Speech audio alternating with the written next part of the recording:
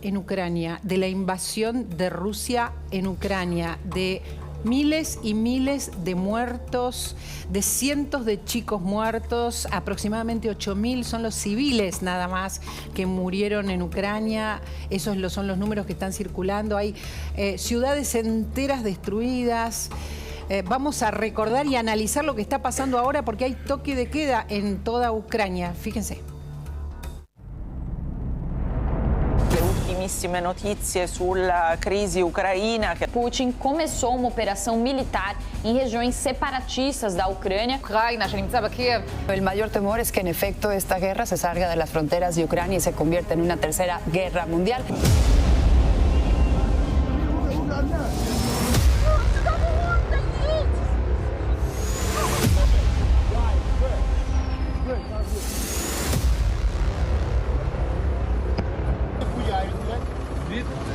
Amanecen con estas sirenas de fondo. Seguimos escuchando los disparos, las explosiones en la cercanía de la ciudad de Donetsk.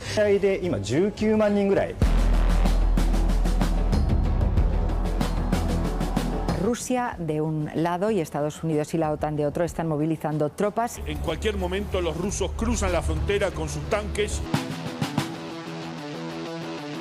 Rusia será responsabilizada si invade. Que para nosotros la expansión de la OTAN es inaceptable. Lo que he pedido es que los ciudadanos estadounidenses se vayan, que se vayan ahora.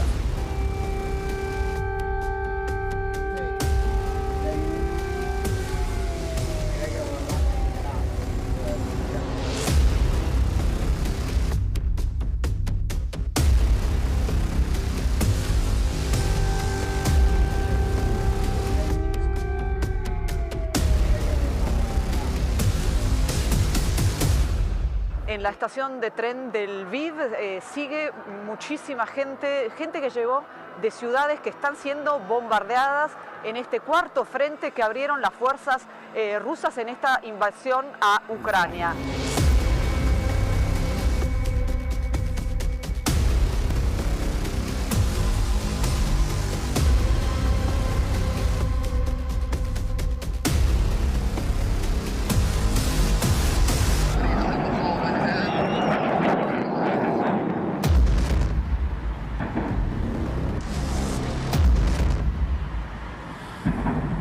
Presidente Putin, en el nombre de la humanidad, devuelva sus tropas a Rusia. Explosions have been heard in several places, including the capital, Kyiv.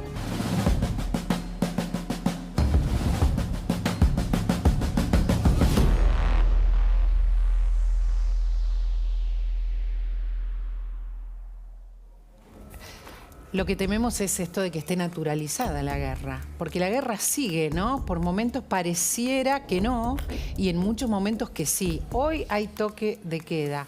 Esta última semana hay más ataques de Rusia a Ucrania. Está Andrei Servín-Pont con nosotros, tenemos este lujo. ¿Cómo estás? Hola, ¿qué tal? Mil gracias por la invitación. Estamos preocupados. ¿Tenemos motivos para estar preocupados con Ucrania a un año de una guerra? Creo que hemos tenido motivos para estar preocupados durante todo este año y probablemente a futuro sigamos con esta preocupación, ¿no? ¿Por dónde empezar? ¿Por dónde empezar? Sobre todo porque dicen esta guerra vino para quedarse. Eso es lo que suelen decir los analistas. Sí. Y eso sí la naturaliza, ¿no? La naturaliza, pero a la vez... A ver, creo porque estaban las alarmas, estaban los indicios hasta cierto punto.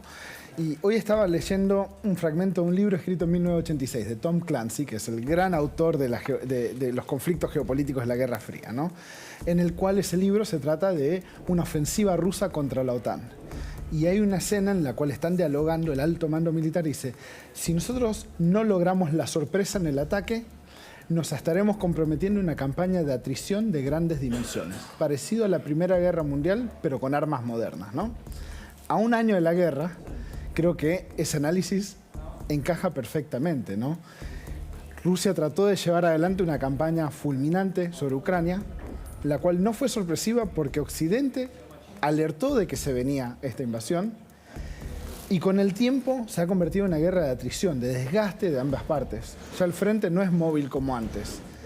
Y lo que estamos viendo es grandes intercambios de artillería, una carnicería atroz en algunos puntos y muchas veces peleando por metros, por pequeños poblados. Ya ni siquiera estamos hablando de la toma de grandes ciudades. Estamos hablando muchas veces de enfrentamientos cuerpo a cuerpo, de algo que se veía a principios del siglo XX. ¿Cómo se explica?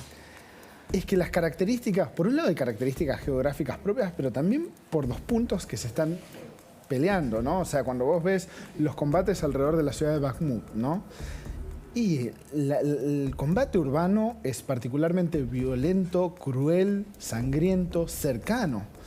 Y para ir logrando la toma de estos centros urbanos también terminan dándose combates en las locaciones que están alrededor y en los otros pueblos más chicos. Y a la vez, ante la falta de avances, cada vez se utiliza más artillería. El uso de artillería por parte de Rusia es absolutamente masivo. ¿Qué significa eso para la gente que no entiende, que el uso es masivo? Y estamos hablando de que Rusia en un día promedio dispara más o menos la misma cantidad de munición de artillería que produce Europa en un mes. ¡Wow! Entonces, la cantidad de municiones que está disparando Rusia, desde a la artillería, entendiéndola sobre todo como cohetes y lanzacohetes que disparan proyectiles a 20, 30, 40, 50 kilómetros de distancia, y caen sobre estas áreas y son armas que tienen una intención de efecto sobre un área en particular, no es una munición de precisión. Entonces, por eso las imágenes que muchas veces vemos, donde se están dando los combates, donde no vemos que no hay un solo edificio que haya quedado en pie. A ver, y estás hablando de muchas municiones, de mucho material que está usando todos los días. ¿Tiene un arsenal muy grande? Se habla del arsenal de Putin. A ver, Rusia e incluso Ucrania fue bastante similar en este sentido, ¿no? La lógica que venía de la Guerra Fría era el almacenamiento de cantidades masivas de munición. Y entonces Rusia lo que tiene que ver con quizás no sus sistemas de armas más avanzados, pero sí lo que es munición para artillería, para fusiles, todo esto, sí tiene grandes cantidades. Porque toda la Guerra Fría se preparó para un enfrentamiento contra la OTAN en la cual iba a requerir estos volúmenes de fuego masivo. Entonces, lleva décadas construyendo un gigante stock de munición sobre el que ha estado sentado. Y décadas. Décadas, exactamente. Y todavía tiene para mucho tiempo más. Y probablemente, porque a la vez también viene aumentando su producción. Entonces, aumenta la producción de vehículos blindados, de misiles, de munición, para tratar de no solo estar gastando los stocks, sino también ir reponiendo parte de los mismos. Cuando vos estás hablando de producción, estás hablando de que ellos fabrican sus municiones, sus tanques y todo lo que tienen. Hay que recordar de que Rusia, ya antes de la guerra, era uno de los mayores proveedores de equipamientos militares en el mundo. Es un enorme fabricante de equipamientos militares. Y eso le ha permitido justamente construir parte de estos stocks porque es una industria muy redituable para Rusia. Ahora, de lo que estás hablando es la confirmación entonces de que la guerra va a seguir, porque tampoco puede haber una ofensiva de parte de la OTAN brutal, porque se puede venir la tercera guerra. Por lo tanto, esto es una guerra como, digamos, circunscripta, pero permanente, que solamente perjudica a los ucranianos. En particular perjudica a los ucranianos, pero involucra cada vez a más actores a nivel global, ¿no? Porque la OTAN también tiene ciertos intereses dentro de este conflicto. Y ya incluso la administración de Biden ha dejado bastante en claro que esto va más allá de solo proteger a Ucrania ante la invasión, tiene que ver con lo que perciben como una amenaza rusa hacia la OTAN en general, ¿no? Entonces, el interés hoy en día de la OTAN no solo es, bueno, vamos a tratar de liberar a Ucrania de esta invasión, es cómo podemos continuar corroyendo las capacidades militares de Putin para que a futuro deje de ser una amenaza militar para el resto de la alianza. Y eso sí, también es como han ido justificando internamente la gran cantidad de recursos que se terminan dando a Ucrania. Y el cálculo que vemos muchas veces y de forma muy explícita en Estados Unidos es, bueno, nos sale más barato entregarle miles de millones de dólares de equipamiento militar a Ucrania que tener que incorporarlo nosotros a nuestros propios stocks y el día de mañana tener que combatir contra Rusia, ¿no? Entonces, esos intereses están en juego, son bastante claros. Hoy vemos como Europa está invirtiendo también masivamente en equipamiento militar pensando en Ahora, esa es una parte del horror. Ahora, hay otra parte del horror que quizás es mucho más terrible, que no pensábamos que la volveríamos a ver, por lo menos en Europa. Quizás otras zonas más complicadas del mundo. Violaciones, algunos intentos de limpieza étnica, de de alguna manera, barrido general de culturas, esto volvió. Y la verdad que se podía pensar volviendo a la guerra contra la Alemania nazi, pero no en este mundo. Es decir, y esto es Rusia, básicamente, la que lo está haciendo. ¿De qué manera el mundo está reaccionando a esto? Porque la verdad que no da la sensación de que seamos lo suficientemente duros contra esta cuestión. A ver, creo que en los primeros meses del conflicto quedó mucho más en claro esta discusión, ¿no? ¿Cuál era la intención rusa en Ucrania? Esta negación de la identidad ucraniana, ¿no? Es negar una identidad nacional. Eso ya de por sí entra dentro de la categoría de violaciones masivas a los derechos humanos.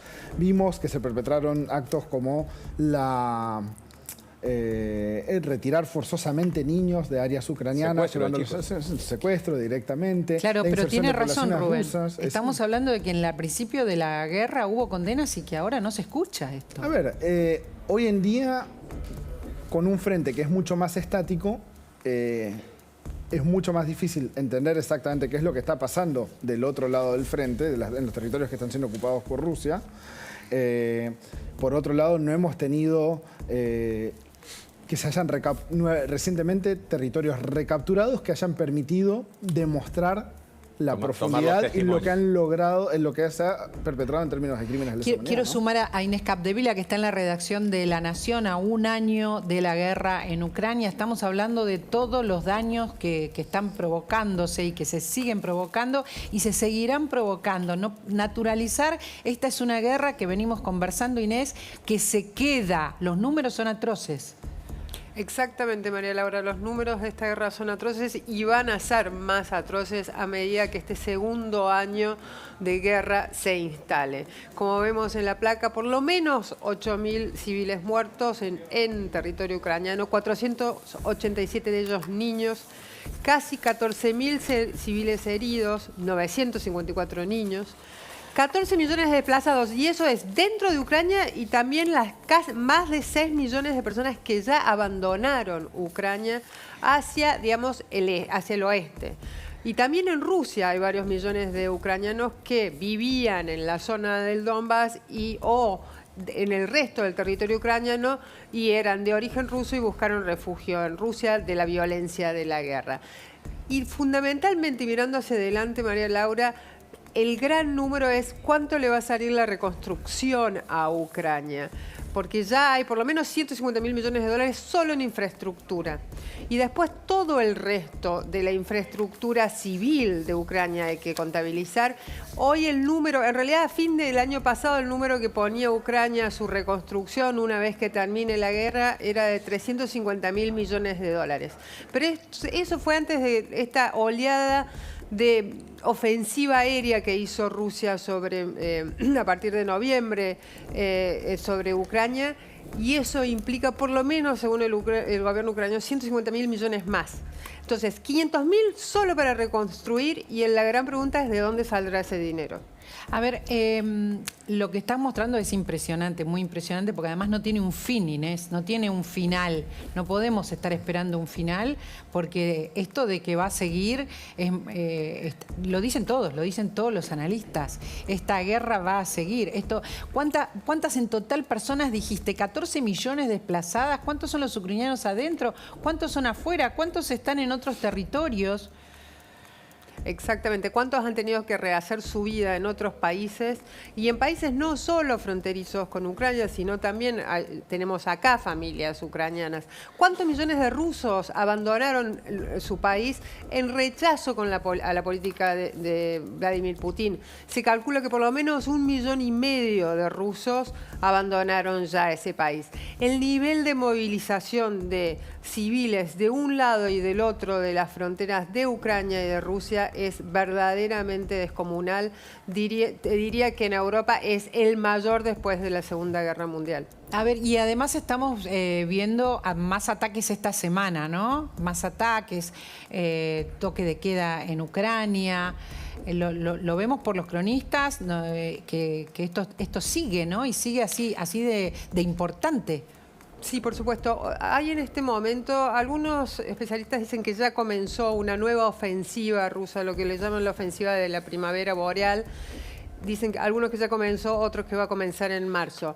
Esa ofensiva por el momento se manifiesta de dos formas. Combates muy agudos en torno a Bakhmut, allí, que queda casi en la frontera del Donbass con el resto de Ucrania, y la ofensiva aérea que tanto daño le ha hecho a la infraestructura civil ucraniana. Esos son hoy los dos ejes centrales de la ofensiva bélica de Rusia, que promete ir desplegando más tropas de estos 300.000 reclutas que comenzaron a convocar en septiembre pasado, y con eso tratar de avanzar y por lo menos asegurar el territorio que se cree, porque es todo especulaciones, que se cree que le podría dar a Putin la posibilidad de cantar victoria en esta guerra. Es durísimo, es lo que decía Andrei hace un ratito, ¿no? Estamos hablando de una ofensiva, además, y de muy poco para ayudar. No podemos hacer nada. ¿Hay alguna esperanza? Digo, cuando se dice sigue la guerra, va a seguir, está la ofensiva, siguen los ataques, ¿hay algo que podemos esperar para que esto termine próximamente? No, en términos de que termine no creo. No.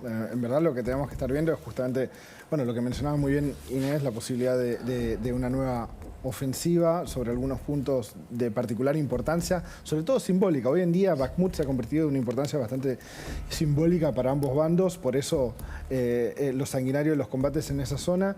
El problema es que estas ofensivas requieren de una enorme cantidad de medios, ¿no? Y también requieren de mucho recurso humano. Y es algo con lo que están teniendo dificultades ambos lados. O sea, hoy Ucrania, en los alrededores de Bakhmut, está comprometiendo sus mejores tropas para poder contener el avance ruso. Rusia está mandando sus mejores tropas para poder avanzar. Y eso significa que, por ejemplo, Ucrania en el corto plazo no puede realizar una nueva contraofensiva sobre otro territorio porque ya las tropas que necesita para realizar esa contraofensiva ya están comprometidas defendiendo puntos como Bakhmut, ¿no? Entonces, yo creo que aún si se dan estas ofensivas o contraofensivas, la mayoría van a continuar a ser bastante limitadas en cuanto logran realmente capturar en términos de territorio.